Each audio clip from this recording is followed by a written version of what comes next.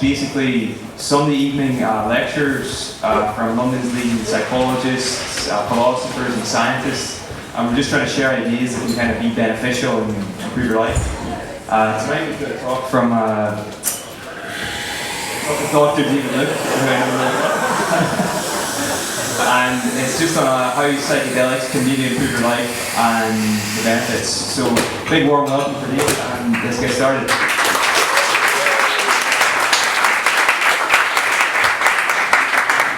Okay, thank you very much, Niall. First of all, can everybody hear me? If you can't hear me, put your hand up. That's good. That's good stuff. Can you hear me at the back? Yeah. Okay, brilliant. That's for me. Okay, so yeah, temple talks, alternative Sunday sermons, friends, strangers, nearly beloved gathered here today. That's the religious stuff. So, yeah, what am I talking about? Oh, can psychedelics improve your life? There you go. I'm Dr. David Luke. I am a psychologist. Sounds a bit like Alcoholics Anonymous, doesn't it? It's kind of a confession time. So, yeah, this is where I work, University of Greenwich. Just first of all, question here: who's seen me talk? Anybody seen me give a talk before? That's really good news. Oh, so just ignore me if I use the same gags, okay? For the rest of you, so again, I'm a psychologist. Like all good psychologists, I was, screwed up teenager and wanted to know why. So I went away and studied psychology, and now, 20 odd years later, I'm still screwed up. But at least I know why. So that's quite handy. And I work here at the University of Greenwich. I do a lot of research on psychedelics. I also do a lot of research when I'm not on psychedelics. But that is one of my main areas of interest. And altered states more generally. And one of the things we do there is a conference called Breaking Convention. We started out, we've probably got some flyers lurking around vaguely like this. The next one's coming up soon, but it started initially in 2011 at the University of Greenwich. We had about 500 people come. It's the first time we'd ever done anything like that. We were really pleased with the response, and then we had another one 2 years later, and we had about 700 people come at the University of Greenwich. And just to show this is a really kind of broadening area of interest within the academy now, last time, 2 years ago, we had about 900 people come. And we have 150 lectures from different researchers from around the world, workshops, art installations, parties, of course. And just coming to these events in itself is a transformative experience. So we're going to do it again this year, at the end of June, and we'll probably look something like this. There you go, like that. But maybe with a few more people. Let's see. I'm not too sure. So you're very welcome to come along and come to Europe's biggest psychedelic conference. So my main area of research, what I do, I look at psychedelics in all the states, but mostly the really weird stuff that people have on psychedelics, which I call the psychology of exceptional human experience, which includes all kind of weird stuff like that. People running around with their head on fire, as presumed. Maybe that's some kind of Kundalini experience, I'm not sure.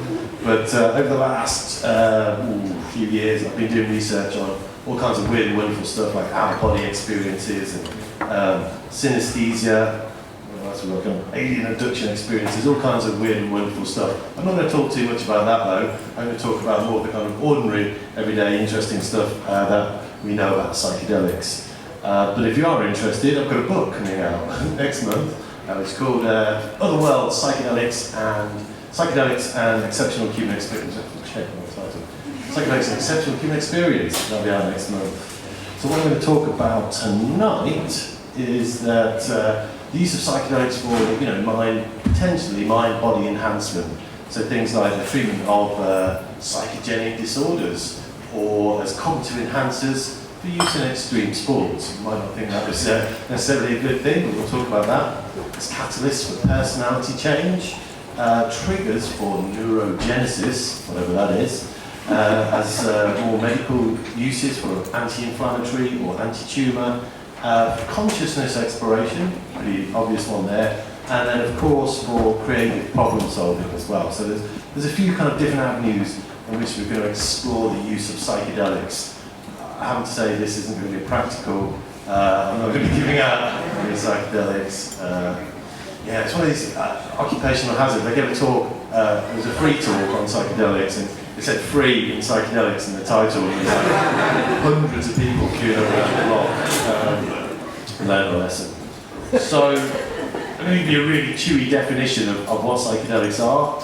As an old definition, is they're substances which, without causing physical addiction, craving, or major physiological disturbances, delirium, or disorientation, or amnesia. Actually, that's not true. Some of them do cause amnesia. And some of them are addictive, but mostly they're not. They more or less reliably produce thought, mood, and perceptual changes otherwise rarely experienced except in dreams, contemplative and religious exaltation, flashes of vivid involuntary memory, and acute psychosis. So that's kind of what psychedelics are. They change all dimensions of consciousness. I'm going to give you a little bit of science, but not too much, and then we'll move on to the other stuff. So what we know about psychedelics is that they work on the brain on different receptor sites, and they fall into two basic different types. The first type is called tryptamines, because they are very similar to tryptamine, which is a chemical, which is what we get serotonin from. So they're very similar in structure to serotonin. Serotonin's like used for important cognitive processes like thinking and keeping you happy. So that's quite important, and obviously so it makes lots of changes to that. And things that are similar to that fall into that category called tryptamines, things like LSD, psilocybin, which we get from magic mushrooms, and DMT, which is actually naturally occurring in the human body. Then the other class we have is called phenylethylamines. Don't worry, I'm not going to test on any of this. And they are more structurally related to dopamine, and they include things like mescaline from peyote cactus, which I heard you can just buy around the corner on the market from somebody here a minute ago, interestingly enough. MDMA, otherwise known as ecstasy, and a lot of these new class of psychedelics, like the 2C family, like 2CB, 2CD, and so on and so forth.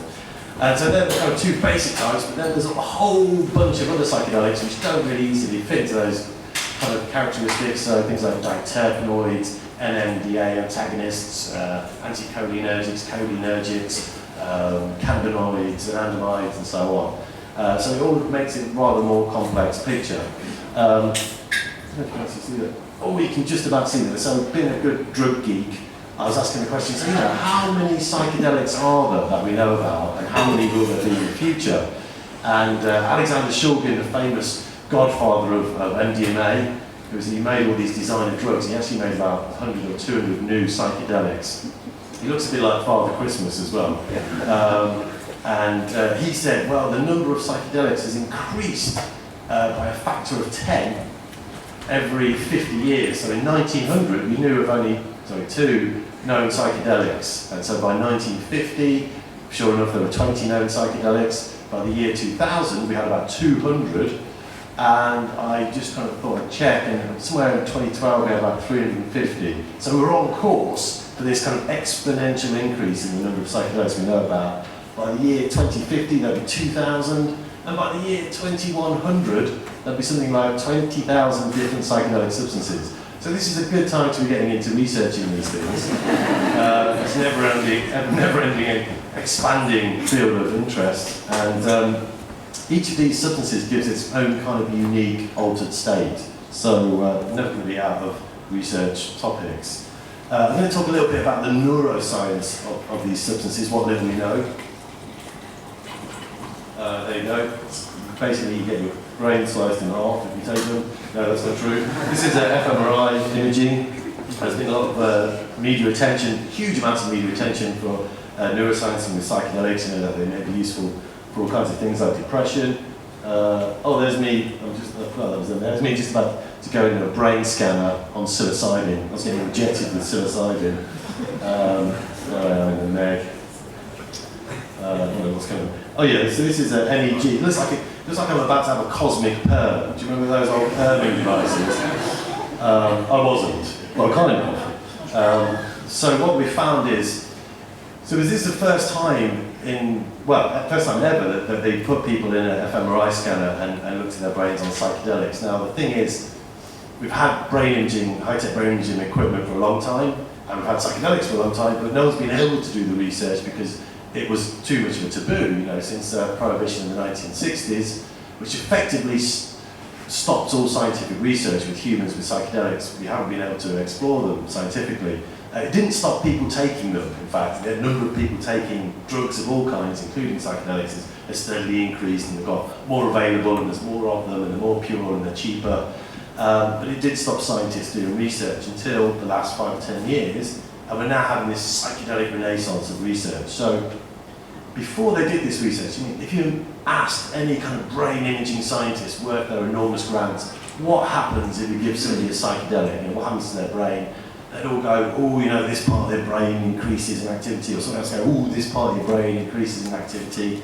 And, well, they were all wrong, because what happened was there was no increase in activity, there was a curious decrease in activity in a key region of the brain called the default mode network, which basically controls your ego.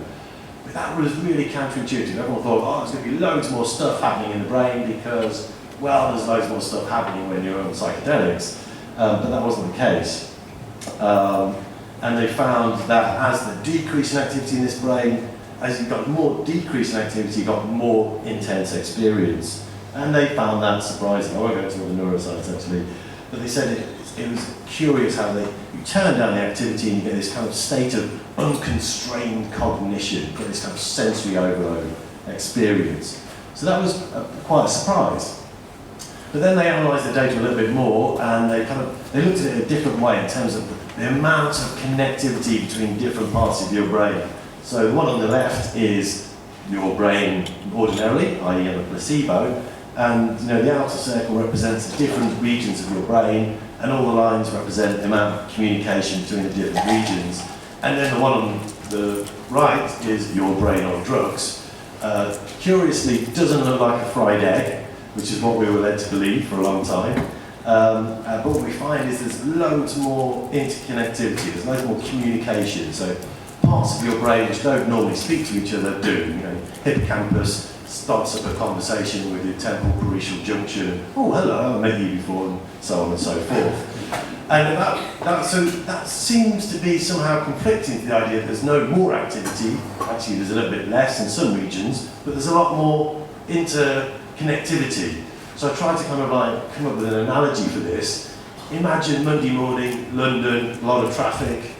You said to 90% of the people, just stay at home in bed, don't drive anywhere. And then you get the other 10%, the drivers, and you say, okay, some of you go to Bognor Regis and Manchester and places like that, and then you find that's kind of what we've got going on in the brain. There's less kind of traffic generally, but the traffic you have got is going to more weird and interesting places. So that's basically, in a nutshell, your brain on drugs. That's the neuroscience over with. I also happen to say that, we're going to talk about the psychological effects, and one of the main things we know about the psychological effects is that it's controlled by 3 things. The first of which is the substance, what you're taking. The second of which is what we call set, your psychological framework, you come to the experience, and the third is the setting, so where you take it. So those 3 things are important. The substance alone doesn't really predict the experience. It's all to do with where you are psychologically and where you're taking the drug itself. And that was one of the one good things that Timothy Leary kind of expounded before he left Harvard under a bit of a cloud. Where's he gone? Oh, there he is. That was probably him levitating out of Harvard in about 1963. So I'm kind of duty bound as well to kind of tell you, what are the downsides of psychedelics before we talk about, are they potentially useful? So what do we know about bad trips? What we call actually difficult experiences or challenging experiences. Because even if people have a difficult experience, might not necessarily be bad, it may be useful or insightful. And we know that often people do say that they get the most out of the difficult experiences. But people do have challenging experiences. According to this nice little pie chart here, the blue people, those in the blue part of this graph, are those who've never had a bad trip, okay? And then the green one is that they had maybe less than 10% of their experiences were challenging. And then, you've got increasing numbers. And the red ones should probably never take psychedelics because they always have a difficult experience. So for most people, most of the time, they don't have challenging experiences. Some people do. Now this is just survey data from recreational users. I won't give you the real details of how it breaks down by drug, but there are differences for different drugs. But it's probably a lot to do with setting. If you take 500 micrograms of LSD and go to work, you might have a difficult experience. But one of the things that Timothy Leary found when he came up with the idea of setting was, well, previously some researchers in the early 1950s, they tested psychedelics on people by putting them in a room, handcuffing them to the bed and then locking the door and leaving them in there. And guess what? They had difficult experiences. And then Timothy Leary came along and said, well, if you put people in a nice room with nice people, nice music and nice kind of sounds and things like that, they tend to have a nice experience. So it's a lot to do with the setting. Now, what about kind of psychosis then, or psychiatric problems? Now, it used to be said, probably started by the US government, that if you take LSD 3 times, by definition you are clinically insane. That's true. No, it's not true. We now know that doesn't seem to be the case.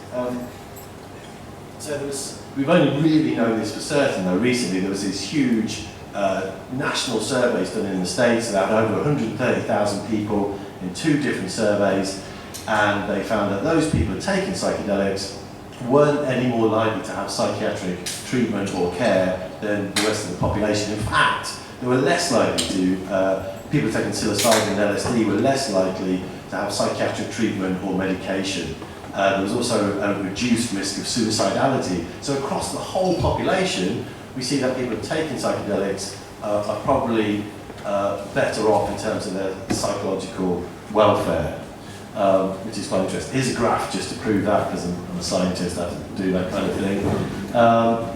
And we also know about the risks of suicidality. Back in the old psychiatric research, they actually used to give these things out as medicine for psychiatric treatment, and they found that the risk of suicide, so there's a lot of information on there, isn't any greater than ordinary psychiatric patient care.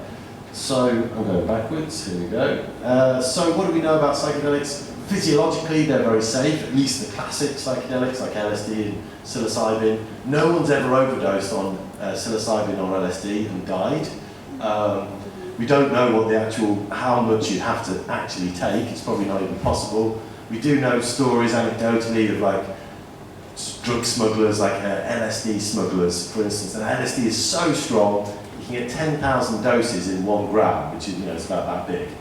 And smugglers would kind of wrap it up and swallow it as they're crossing borders or taking planes or whatever. And on one occasion, one of these smugglers, the package opened up inside them, and, well, they lived to tell the tale.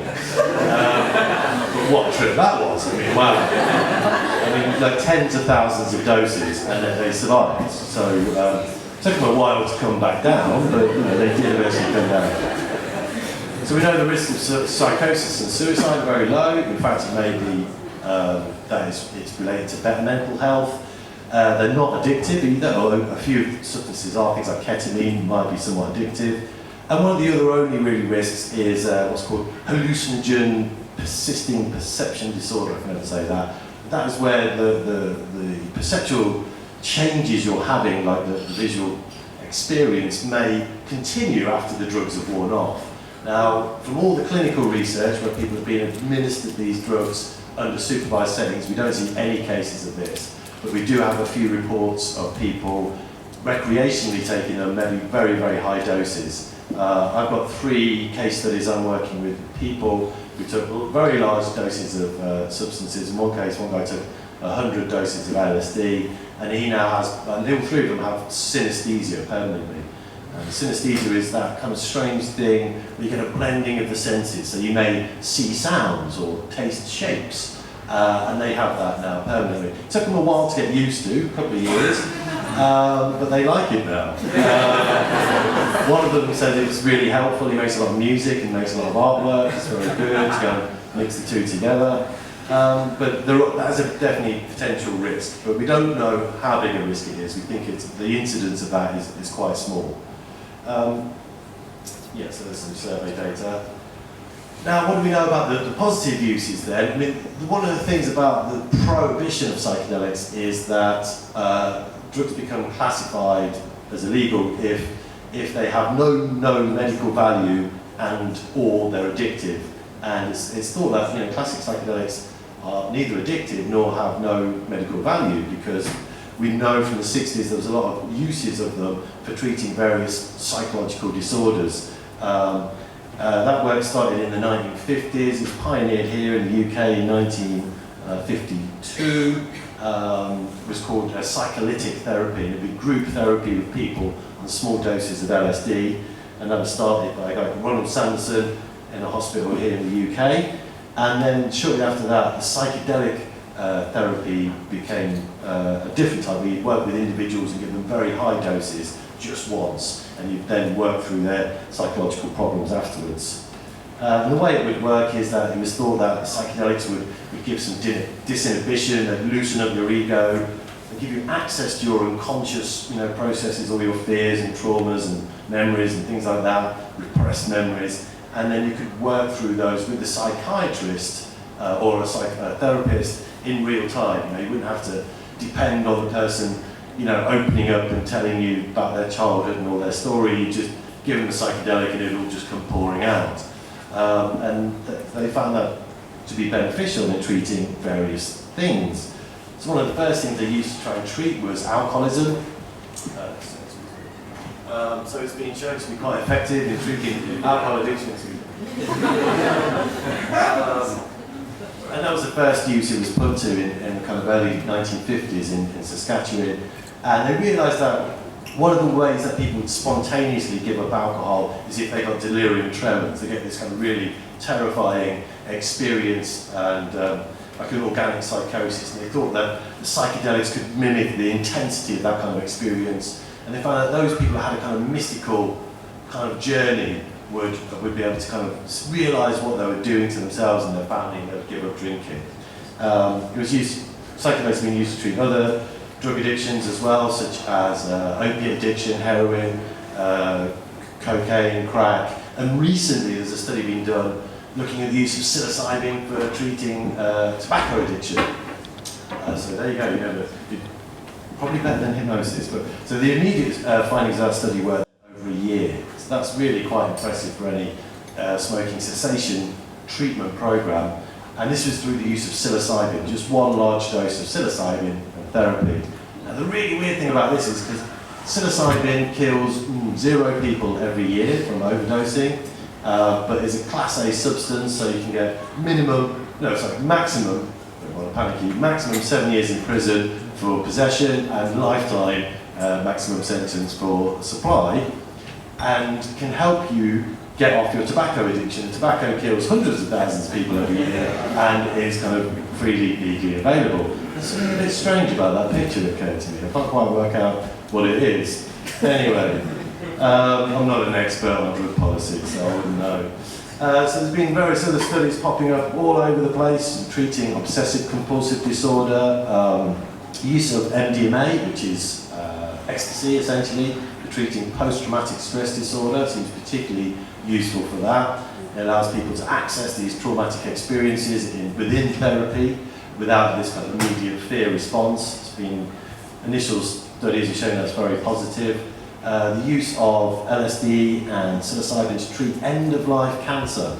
Well, actually not the cancer itself, but the anxiety and depression and the fear of death that people have when they have terminal illness. And they find they give them this treatment and they have less fear of death, they're less anxious, they're less depressed. Consequently, they need to take less drugs, like painkillers, as they enter in the final stages of life, and they have a better death. So that research is really promising. And there's loads more studies underway, maybe even the use of psychedelics and MDMA for treating autism, and so on and so forth. Treating war veterans, post-traumatic stress disorder, and in addiction. So psychogenic, psychological problems, basically. Here in the UK, we're trying to catch up a little bit. because we were a bit behind what was happening in the States. There's now some research studies starting at various universities. I've been involved in about half of those. One of the things I did working at Imperial University with some colleagues there, we gave a number of people LSD, and I've been looking into how experiences of synesthesia can be induced by psychedelics. And so one of the things we did was a massive survey, and we mapped the incidence of synesthesia across the population of psychedelic users, or drug users of all kinds. So just synesthesia, to remind you, is that thing where you may taste shapes or numbers have colours associated with them. So you have one stimulus in one sensory modality and you get a corresponding experience in another one. So you might see sounds and so on. And we tried to kind of work out, well, which drug is most likely to induce those experiences. Top of the pops was LSD. Something like 58% of LSD users have had this experience. And classically, the only known, it's not particularly maybe a positive thing for your life, but there is one known case where somebody's used psychedelic synesthesia to their advantage, and that was the old sound engineer for this early psychedelic rock band. Has anyone heard of the Grateful Dead? Yeah. They were like the first psychedelic rock band, largely because they had a lot of psychedelics. Because their sound engineer was also one of the first and biggest underground LSD chemists. He made millions and millions of doses, which they would give away at their concerts.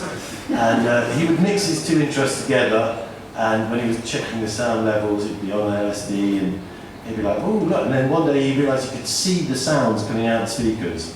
And so he changed his levels and even moved the speakers, so even if it didn't sound good, it looked great. Which probably explains a lot about Grateful Dead. Anyway, we did some scientific research on that, and we found the same drugs which induce synesthesia in people who don't have it are the same ones that enhance it in people who do. So a small percentage of the population have it naturally, and they're not on drugs.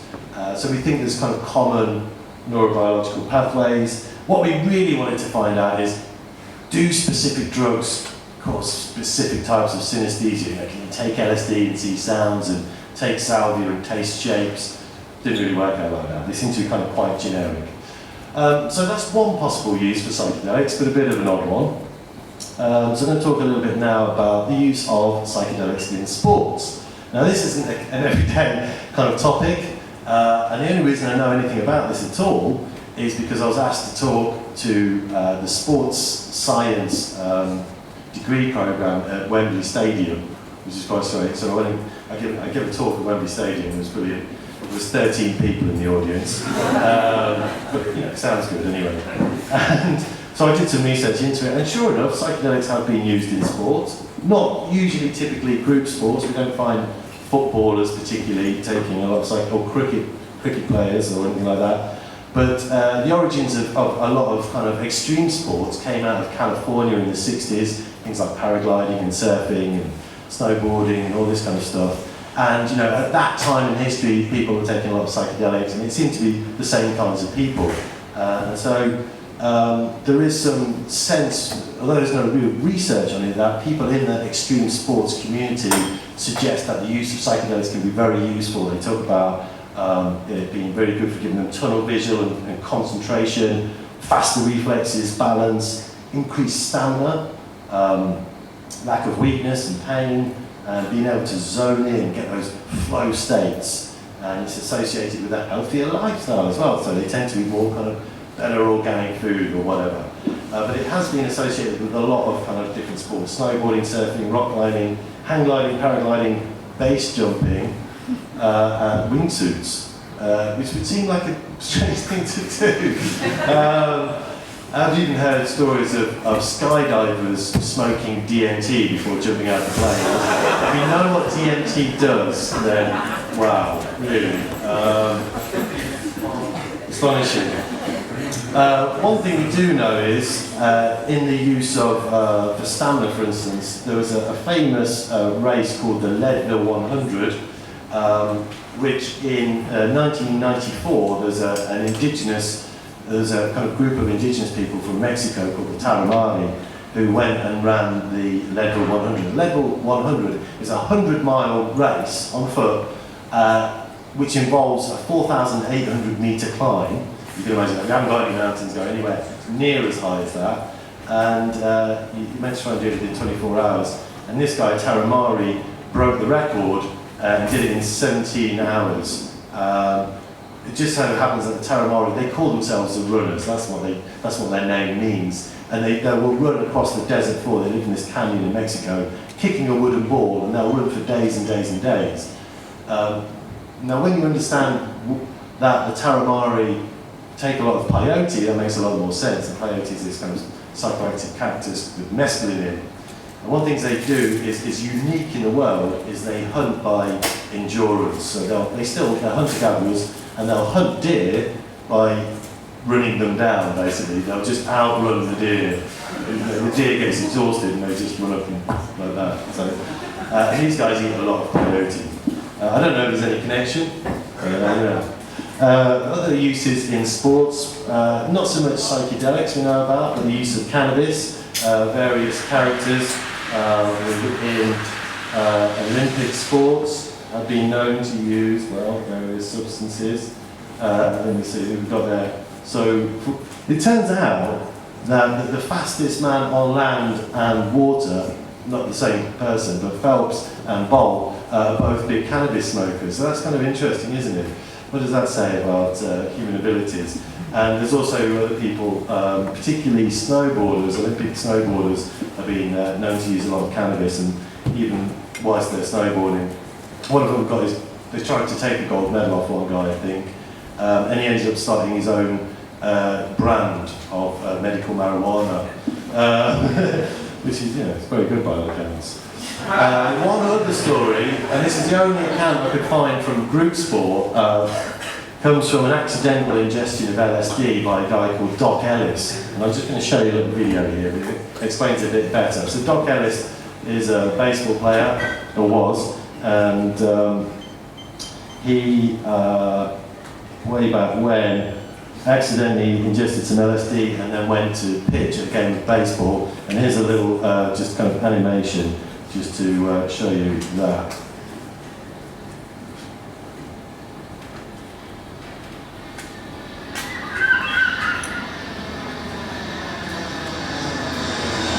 We flew into San Diego and I asked the manager, can I go home? Because we had an off day. So he said, yeah. So I took some LSD at the airport because I knew where it would hit me. I'd be in my own area, I know where to go. So that's how I got to my friend's girlfriend's house. She said, what's wrong with you? I said, I'm high as a Georgia pine. The next day, which I thought was the next day, she told me, you better get up, you gotta go pitch. I said, pitch? I pitch tomorrow. Hell, what are you talking about? Because I had got up in the middle of the morning and took some more acid. She grabbed the paper before I put the sports page and showed me, boom. I said, oh, wow. What happened to yesterday? She said, I don't know. You better get to that airport.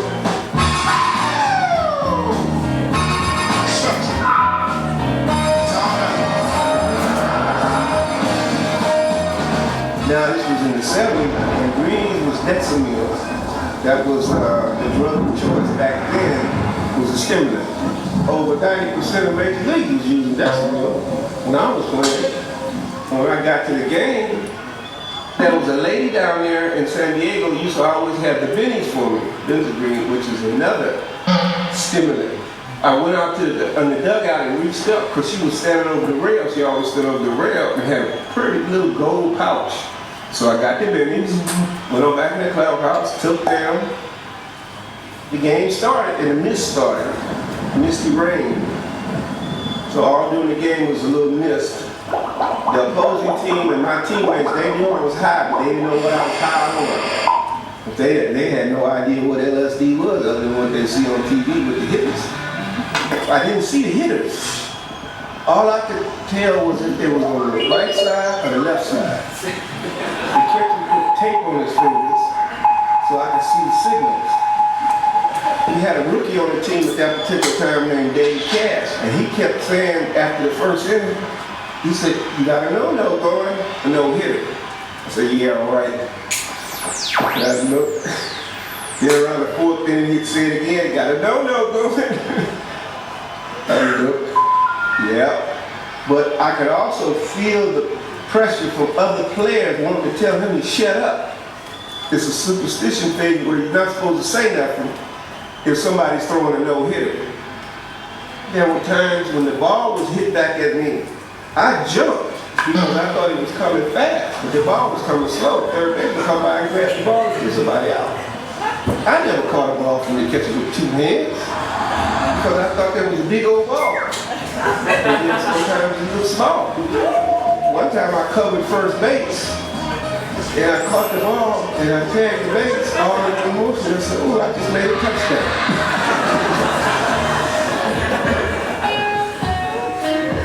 I didn't pay no attention to the score. You know, I'm trying to get the batters out. And I'm throwing a crazy game. I'm hitting people, walking people, throwing balls in the dirt. They're going everywhere. Now we call the eighth-second keep on.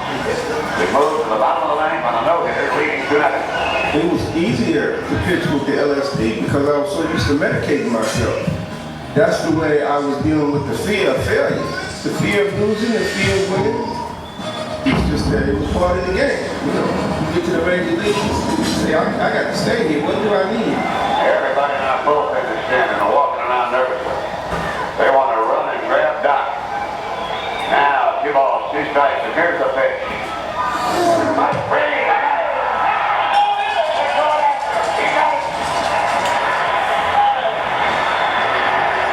They're mobbing Doc Ellis on a no-hitter.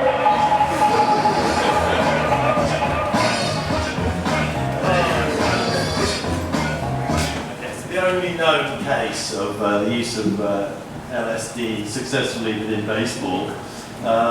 So he got a no-hitter throughout the match. Nobody managed to even hit the ball, and it's only ever happened like a handful of times in the whole of baseball history at that kind of level. Accidentally under the influence of LSD.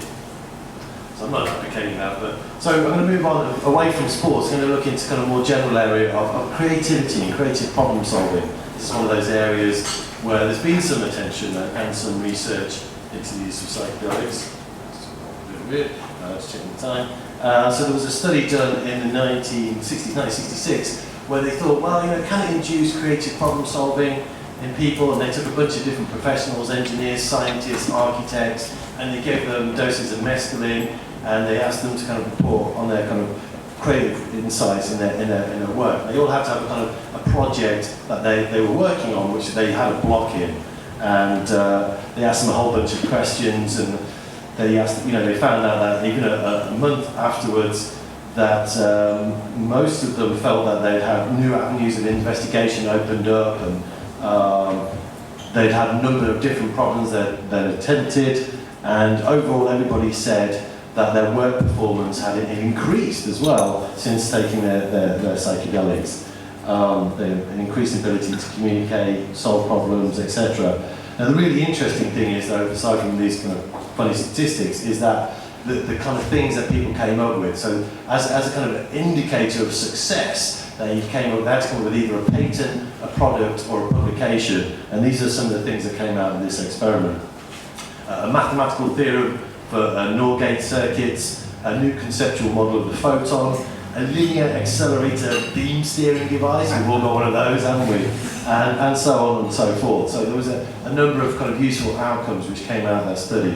Now that was the only study ever done into creative problem solving, actually until last year when I was involved and in a study. We tried to replicate that essentially in a clinical trial at a hospital in London, and we had something like 40 scientists from leading institutions, from Oxford and Cambridge and Imperial. We had people from NASA, we had scientists from particle accelerator at CERN, and they all come and took LSD. And most of them had never taken LSD or any other psychedelic before in their life. And their idea was they had to work on some kind of intellectual problem that they wanted to get some breakthrough on.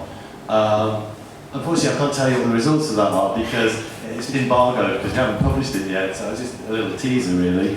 Other than to say, I think they all found it useful. Everybody felt that they got something positive out of it. The guy from CERN said he could see gravitational waves. He'd been working on the Higgs boson, and he's like, yeah, I can see the gravitational. Probably couldn't, but he said I think it helped him to think that he could see the gravitational waves, for instance. And we already have one patent out of it. You probably should stop filming this because it is contraband. That's a new kind of intelligent material structure. Basically, it's a kind of laminar sheet which is a clothing material which you can lock into a position. And a guy kind of got that in a vision on LSD in the hospital after we dosed him. He was a material scientist, I should add. He wasn't a kind of geologist or anything.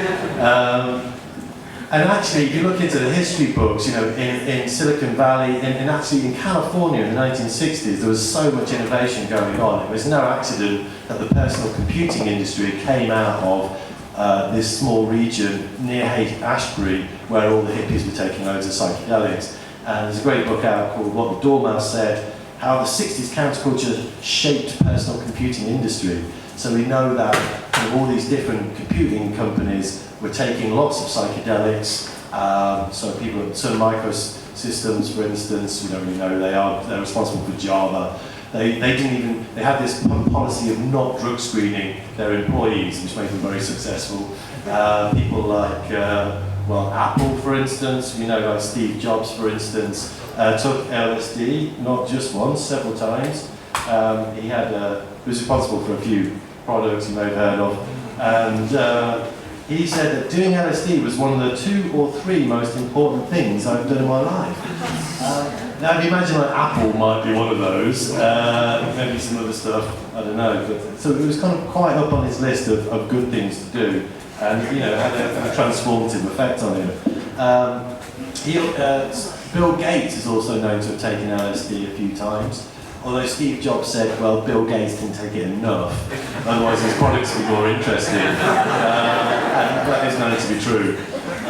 So, you know, the whole of the personal computing industry came out of innovation from people tripping. So, there's also another great book that came out a few years ago called How the Hippies Saved Physics. So, at this point in time, most physicists they weren't coming up with any new theories, they were just trying to measure stuff, you know, it's kind of applying the theories they did have. That's what most of the kind of employed graduate physicists were doing.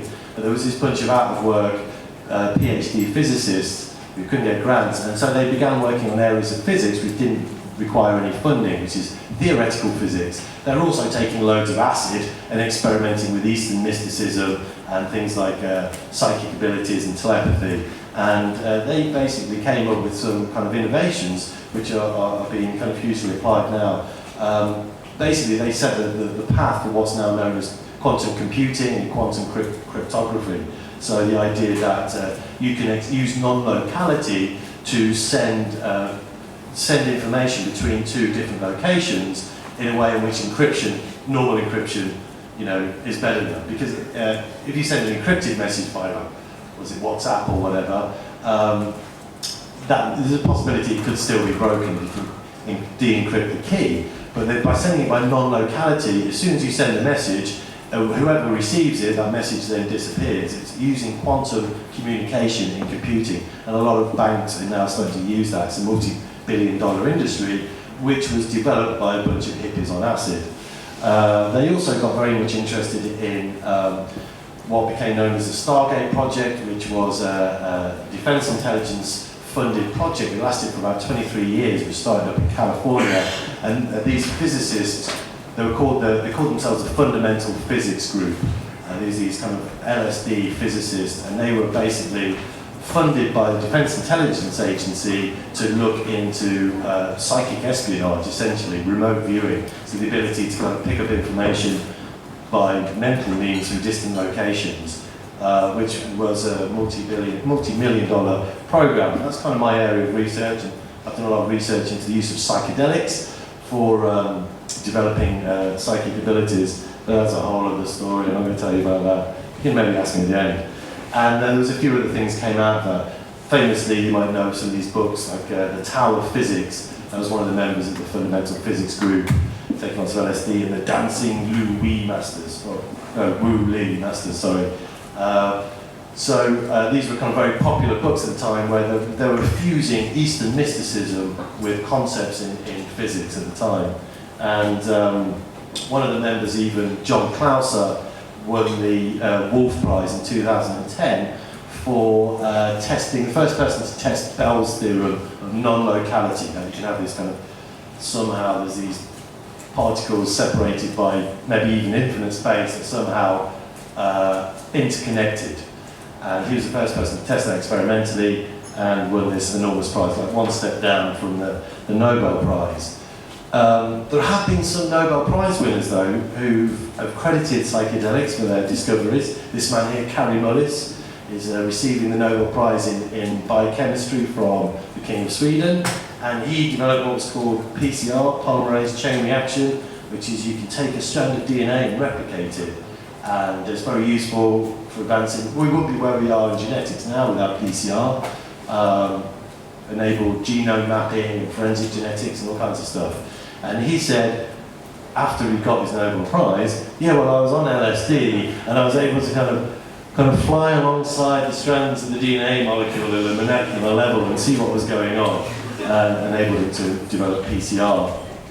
Now, it's also said, probably somewhat apocryphally, that this man here on the right, Francis Crick, one of the co-discoverers of the DNA double helix structure in the first place, was on LSD at the time when he discovered its shape. Now that news came out after his death, so we can't really verify it. But we do know he liked to put on kind of masked ball acid punch parties at his house, with a kind of big bowl of LSD punch, and yeah, he was a big fan of LSD. But whether or not he actually took it when he discovered the DNA double helix is a matter of historical debate. So some people have had some kind of creative insights, and there's lots of studies now. Ayahuasca, who here hasn't heard of ayahuasca? That might be easier to... Yeah. Okay, that's good, that's it. So the rest of you probably have. It's very popular in the media right now, lots of people are going out to Peru. It's a very strong jungle mixture of psychedelic plants, and lots of people going out to Peru, places in South America, taking it for all kinds of purposes, and there's research now coming through. It can help with depression and treating all kinds of psychogenic disorders. There's also research suggesting it may be helpful in creativity as well.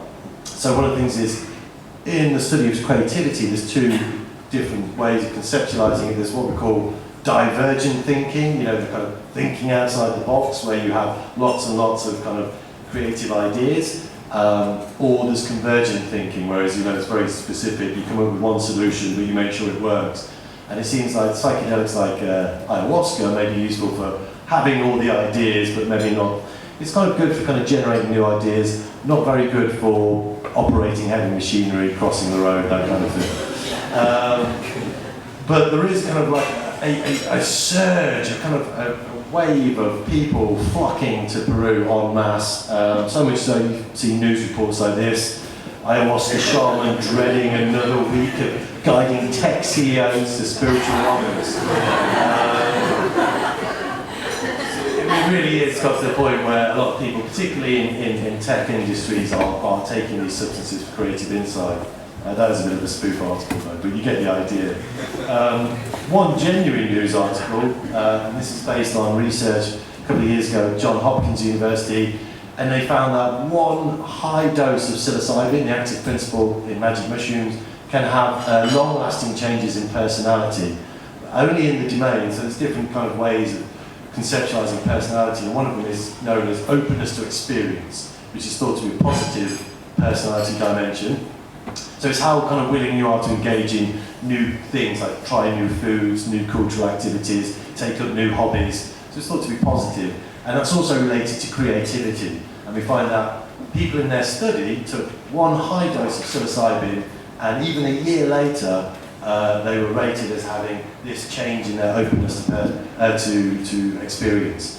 Even not just by themselves, but even by their work colleagues and their family. Basically, their family and friends and work colleagues said, yeah, they're a much nicer person now. Even a year later. So these things have a potential for helping in creative problem solving, we think. There's also research coming out looking at more kind of physiological things. Now, a lot of this research is just replicating what we kind of discovered in the 60s anyway. A lot of science done in the 60s, more than 10,000 research papers. But there is some new kind of stuff coming through, looking at kind of what happens in the body.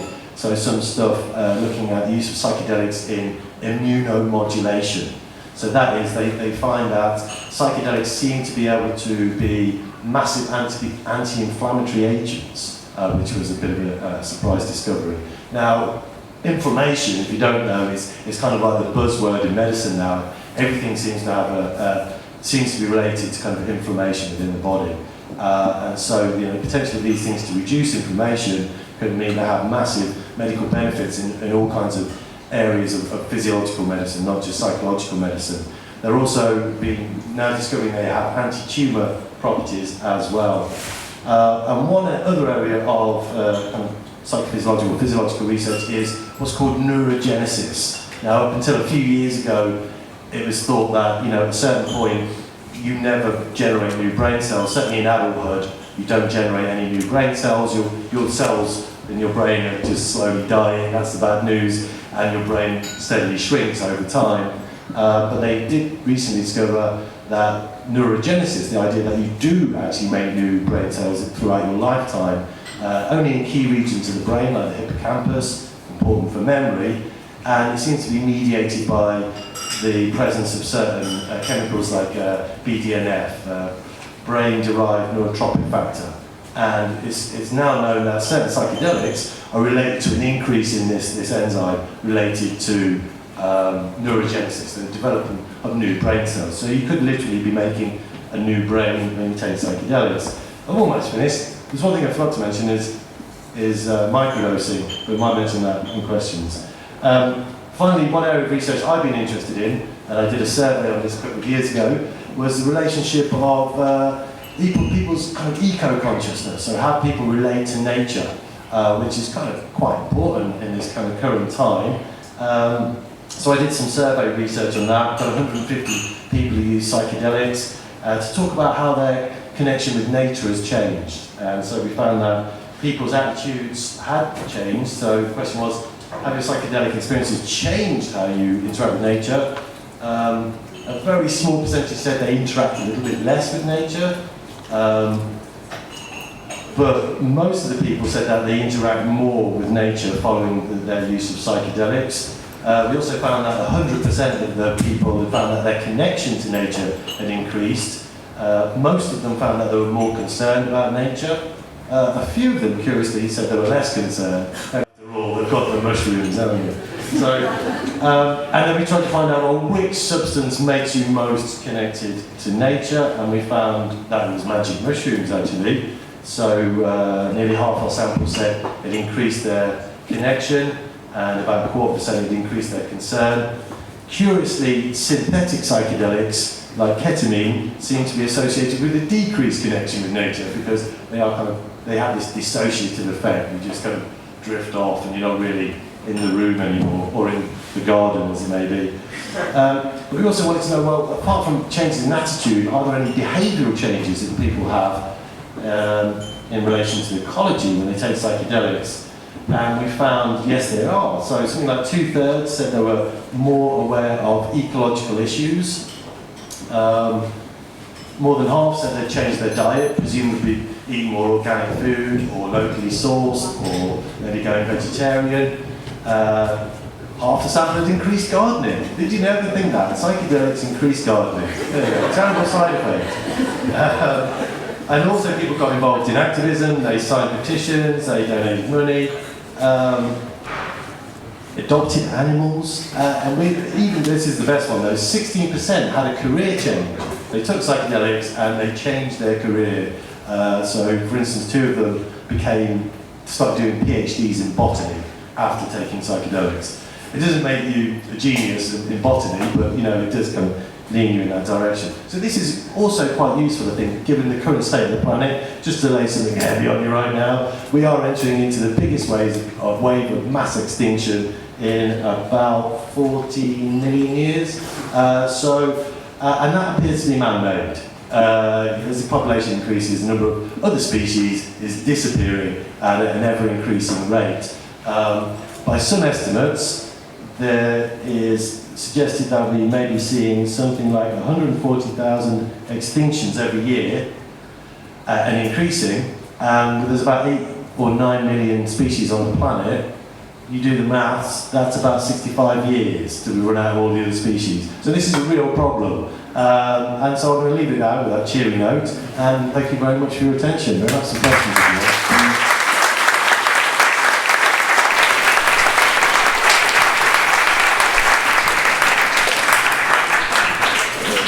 If anybody's got any questions, we can have that for a while. If you can't speak loudly, that'd be good, and I'll try and repeat the question for those who can't hear it. Oh, sorry, one second. Go on. How is it possible to get access to the treatment for this treatment? Because I was searching for it, like for depression, anxiety, and for addiction.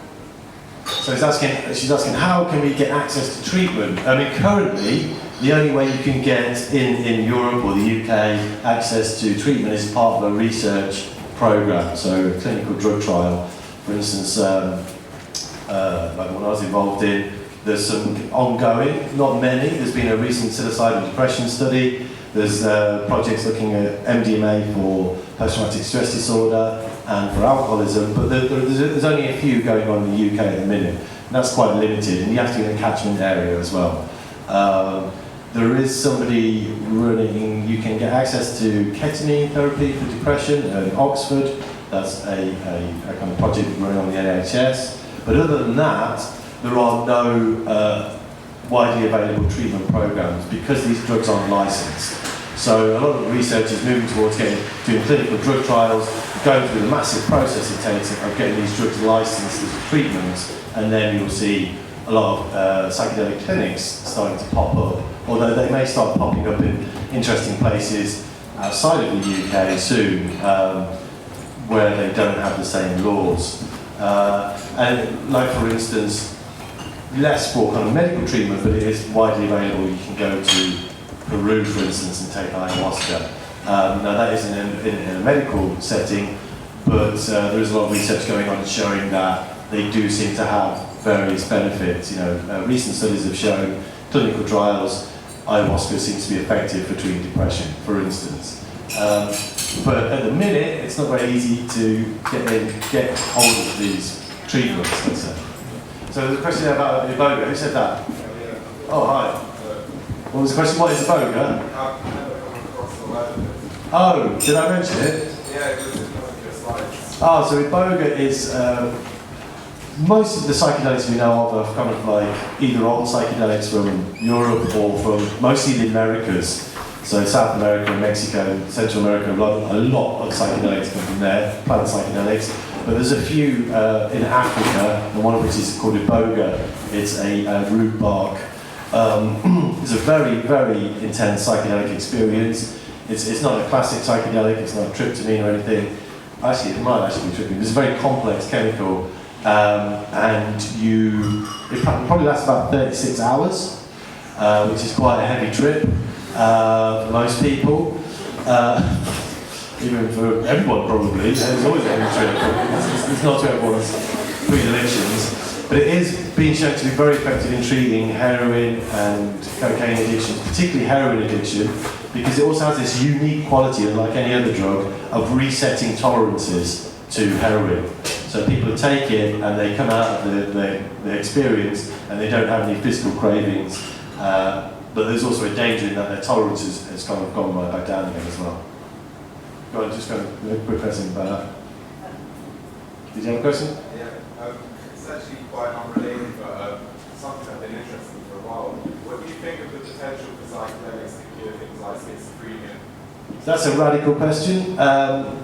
Nobody's really been pursuing that particular avenue at the minute. The question was, what about psychedelics for treating psychosis like schizophrenia? But in the 60s, there were some psychiatrists who were working, they had untreatable patients, and they experimented with psychedelics with them. And what was known a while ago as childhood schizophrenia which we would call severe autism now. They found some real successes with that and some case studies, not any kind of clinical trials, but for instance there was one kid who was in a psychiatric hospital and he hadn't spoken for over a year, and they gave him LSD and he was able to communicate again. So it does potentially have some uses, although it's a very kind of, it's a kind of volatile area. And I've spoken to a few people who have schizophrenia, who do take psychedelics, and positively, but they, it's not without its risks. So I don't think anybody's going to be researching that for a while. It's much easier to do research and clinical uses for treating depression and anxiety and things like that. But it may have potential. Good question, thank you. Somebody over here, yes. To be devil's advocate, is there any studies that you've come across with any of these psychotropic drugs that make depression worse? And or is there any dose of drugs that expose surroundings with surveys or clinical trials that make the effects work? If you look at the studies, it would be kind of overall, generally they report the results as trends, and the recent studies coming through is that it does seem to have very positive effects in treating depression. It may be that you get 1 or 2 people in your sample which don't get much better, they may get a little bit worse. But then you would find that anyway, if you didn't give them any drugs, there's going to be people who get worse. So you can't really say whether or not that's a drug or not. But you don't, statistically, you don't see a decrease in people overall in their depression, you find. But yes, you do find a decrease. They don't get worse, though. They tend to get better. The other question was? Higher doses. Higher doses. What in terms of? Would higher, surveys that have been done on higher doses negatively affect? So no, there's very little little kind of research on it. What we have is the epidemiological data that across the whole population of people who have taken psychedelics, mostly recreationally, we find that they don't tend to have worse psychiatric outcomes. They have better mental health. But that's got kind of broad range. The thing is as well, you always hear stories of people, people, I know somebody who took LSD and went mad and they've never been the same again. Now, we don't necessarily think that it's because it induces psychosis, but that certain people may have a propensity to develop psychosis, and that could be a trigger for them. Now, if it did induce psychosis, we'd expect that across the population there'd be more people would have psychosis if they're taking psychedelics. We find less. So you're going to get individual cases where people develop they have negative responses to it, but that may be kind of underlying predispositions. So, generally speaking, we don't find that they're bad for mental health. They may well be positive, but you're going to get individual, isolated cases, of course. That's just the nature of it. Question there. Yeah, so you briefly touched on the subject of microdosing. Is that something you're going to go into more detail in a bit? Or? Yeah, I should have mentioned that. Yeah, is it something you can tell us a bit about that now? Yeah, one of microdosing is kind of a hot button topic. Obviously, it's quite big. It's very popular. People are saying it's like the new coffee. What strength of coffee they were drinking. But the idea with microdosing is that you take sub-threshold doses. You take a dose at which you can't really feel the effects, or you're not kind of consciously tripping, but something happens. You're having kind of very subtle effects going on. It's usually kind of like a psychovitamin regime. You won't take it every day. It's kind of recommended you take it every other day or every 3 days. And this is all kind of citizen science. So this kind of started out by people just reporting their use of taking microdosing. And scientists have collected survey reports and anecdotal reports from people. And by and large, a lot of people have said, yeah, it's been really beneficial. A lot of people said it's been really useful for depression. I've had stories today from somebody saying it's really good for their martial arts, very high level. People talking about, a lot of people in the tech industry, Silicon Valley, Silicon roundabout here, people are taking it in creative industries as well. Now, there's not been any rigorous controlled scientific research, like experimental placebo-controlled studies, apart from one study which I was involved in running at a hospital here in London. But like the other one on creative problem solving, we haven't published the results yet, so I can't tell you.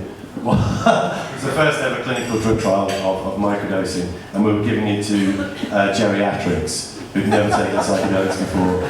What I can say is, it seemed to be completely safe, and nobody had any adverse reactions. So that's the good news. Whether or not it benefited them in terms of their cognitive processes, we're yet to discover, because we've got to analyse the data and report it.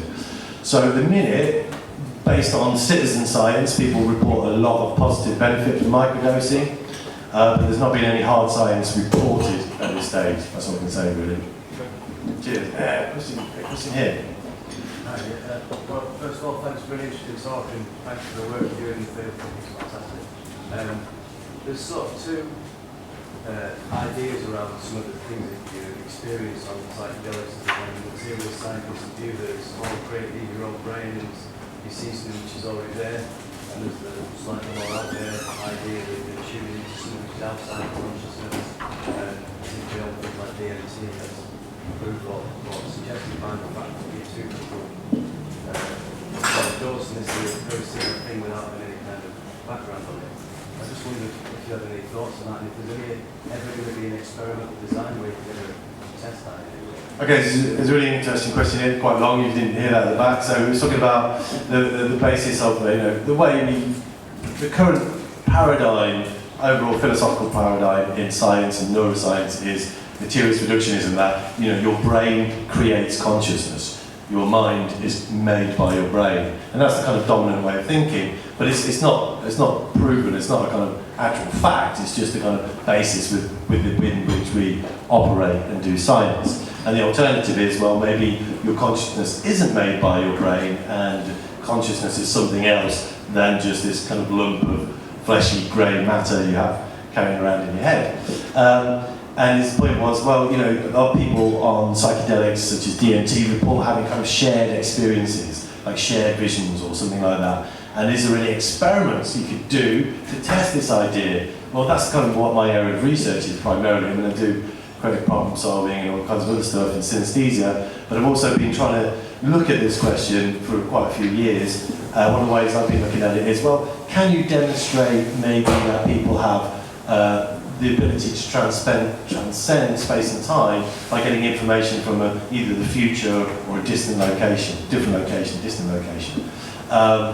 So I've been running precognition experiments on ayahuasca, San Pedro, LSD, so people kind of see if they can get information from the future. I can give you a whole other story about that, other than say those experiments have been relatively successful, I would say, but they need replicating, because it's only me been doing that research. And I can give you the materials if you want, you can read my papers and you can go away and replicate that. So I think it is possible. I think we have to keep our open mind to all possibilities, but not so much our brains fall out. We do the science, but we shouldn't have too many assumptions in science. And there is a massive assumption in science that your brain makes consciousness. But there's also a lot of evidence which would contradict that. Which I could go into, but I'd bore you. I've got about hours and hours. But good question, thank you. The question further back, if we get one? Yes? You there with the arm? Okay. You without the arm?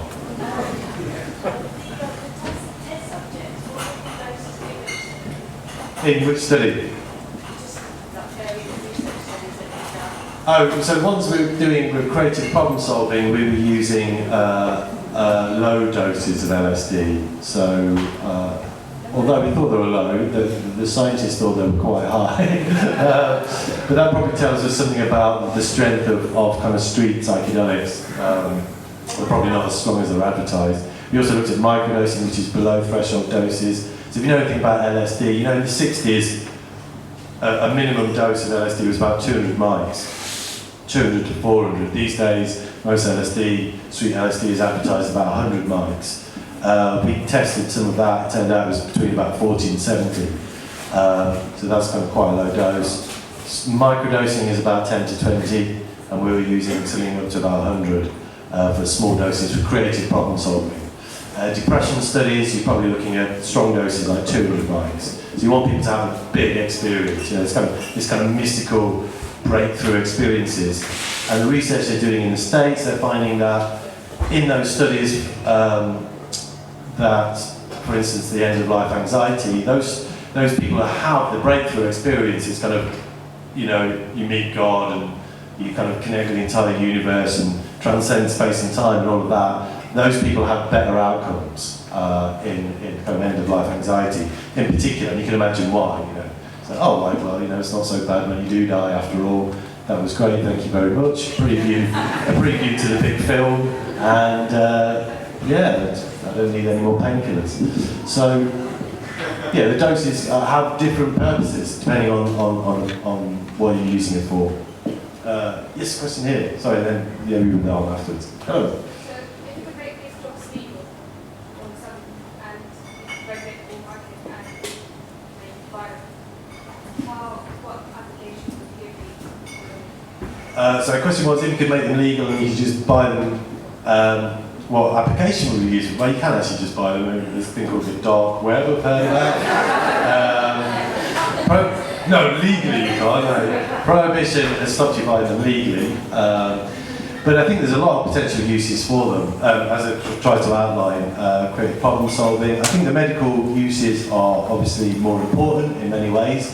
I mean, psychiatry is in a bit of crisis. Unlike other areas of medicine, psychiatry hasn't really progressed particularly. They've not been able to kind of treat or cure particularly any disorders.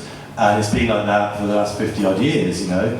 And these substances seem to be really useful in psychiatry for treating very difficult, intransigent psychological problems, addiction, anxiety, depression. My brother's a medical doctor, GP, and he says most of the people who come to see him have anxiety and depression, you know, and there's nothing he can do for them. He just want to give them drugs which don't really work, because the current drugs don't work particularly well. They're not much better than placebo. And so we have a massive potential here to treat very serious, everyday psychological conditions. I mean, article in the Metro not so long ago, something like 30% of Londoners are depressed. You know, so go figure.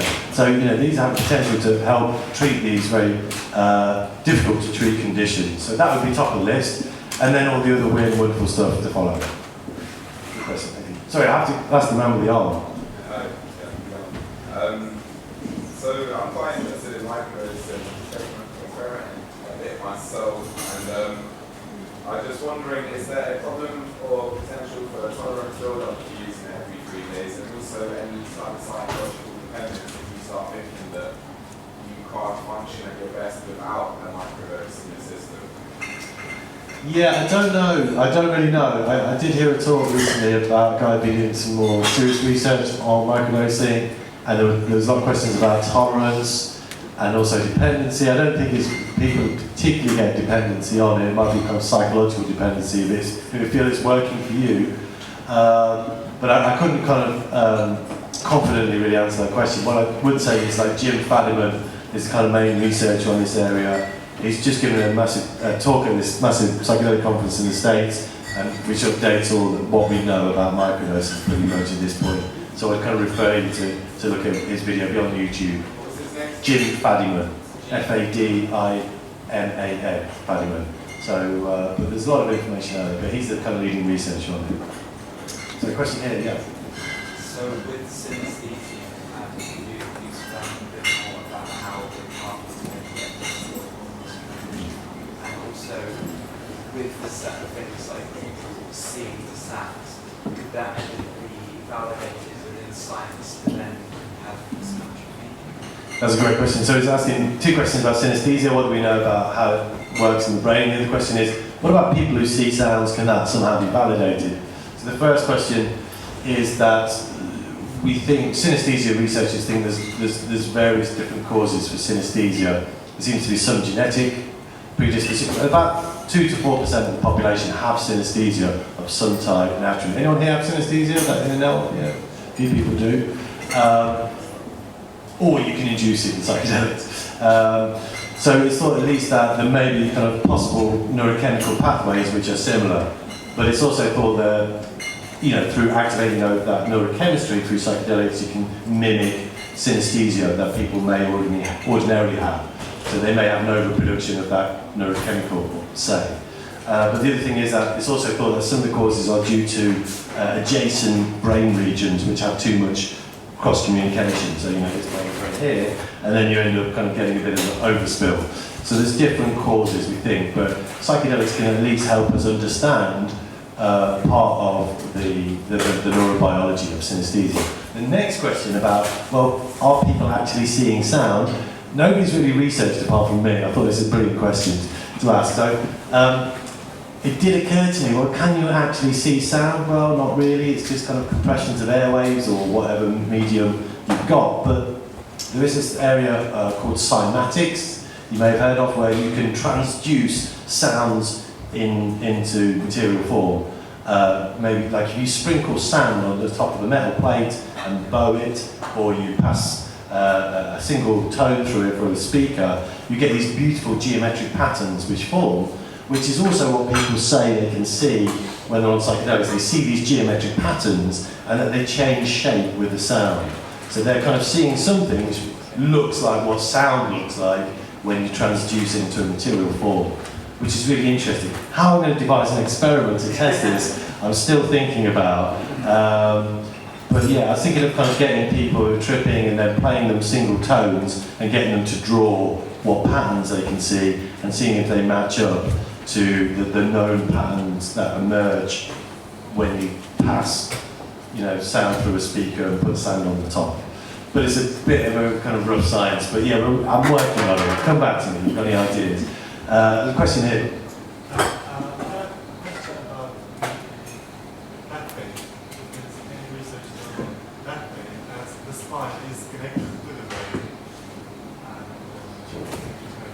The question is, are psychedelics good for back pain?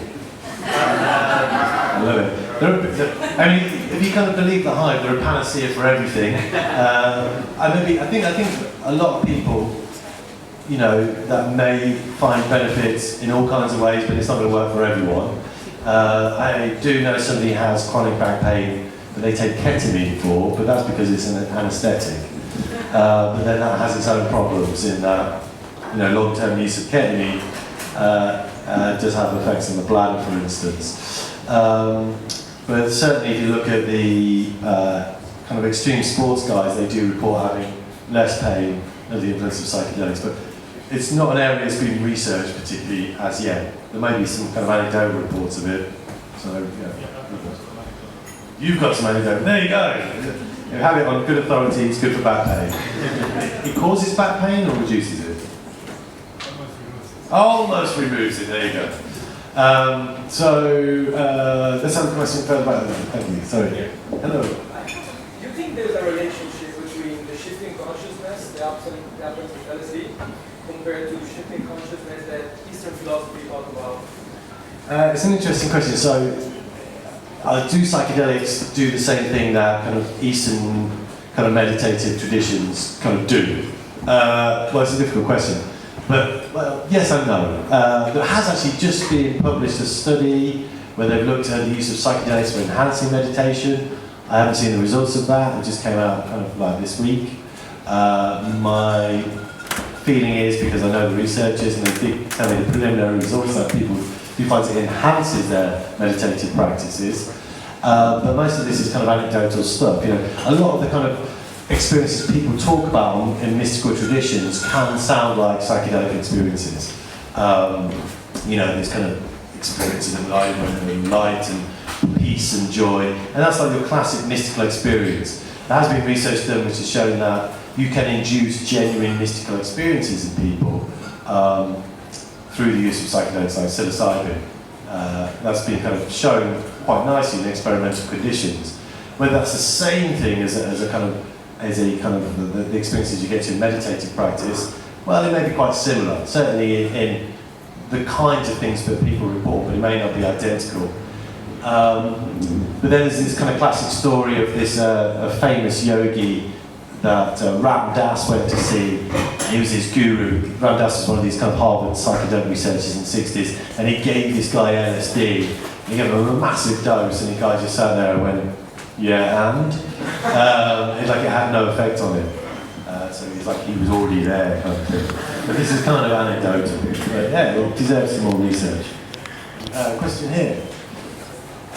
I'm curious in your opinion and experience whether you think big pharma is a help or hindrance this research and this cause, and whether they use their influence to suppress or to promote what we're researching. So what's the influence of Big Pharma on psychedelic research? Well, very little. I mean, they certainly don't help. They're not actively, as far as I'm aware, kind of against it. So, I mean, obviously the pharmaceutical industry is massive, they have a lot of money and influence. You know, they've almost kind of railroaded the medical profession single-handedly in some respects, particularly in the States. But, you know, the pharmaceutical industry as regards to psychiatry is actually quite small. You know, there's a lot of money in pharmaceutical or other treatments, but the mental health industry is quite small, despite, you know, SSRIs making a lot of money. Certainly, they're not interested in exploring these things on a commercial level, and that's because A, it's very difficult to license them. B, you can't patent them because they've been around too long. You could be able to patent a use for a particular treatment. That's one possibility. But they're largely because they're unprofitable. Because if you think about it, if you take one dose of psilocybin and you overcome nicotine addiction or depression, well, that's a bit of a useless drug, isn't it? I mean, the pharmaceutical industry like drugs that people have to keep taking, not just take once. So they have no interest in developing these things as treatments because it's just completely unprofitable. So a lot of the kind of philanthropic charitable organisations like MAPS are looking to develop these things from donations and license them. But yeah, finding commercial use for them is going to be quite tricky. But people are still interested in making them into medicines. Maybe just have one or two more questions and then we'll have a drink. Yes, over here. Yeah. It seems to me that all these drugs work on the construction of perceptions. Yeah? And the assumption is that the perceptions influence the emotional reactions. How about doing it the other way around? Construct a drug that affects the emotional reality, which makes a difference to the perception. Does that make sense? It sounds interesting. I'll have to get my head around that. I mean, one thing's for sure is that the psychological component is important. So, you know, there's a lot of research being shown that ketamine is useful in treating depression, and so pharmaceutical companies got away and go, okay, well, let's try and make a version of ketamine which works on the same receptor sites in the brain but isn't psychedelic, and they don't work. So there's something in particular about the experience that people have which is important, and that is about the kind of perceptual experience they have.